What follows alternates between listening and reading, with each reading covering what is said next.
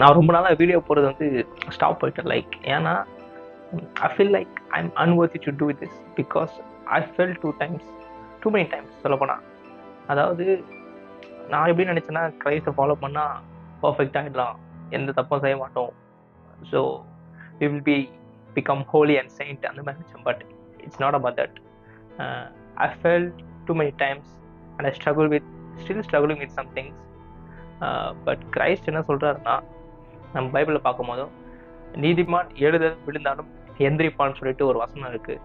So which means அவரே சொல்லியிருக்காரு we will fall.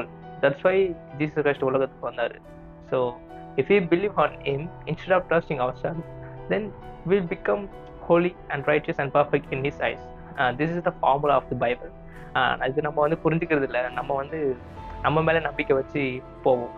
Like ஒரு மோட்டிவேஷன் மாதிரி எடுத்துக்கிட்டு நான் இதை பண்ண மாட்டேன் அதை பண்ண மாட்டேன்னு சொல்லிட்டு நம்ம வந்து ஒரு தீர்மானம் எடுப்போம். பட் கொஞ்ச நாள் நல்லா போவோம், அதுக்கப்புறமா கீழே விழுந்துருவோம். Then will become guilty and sad for this.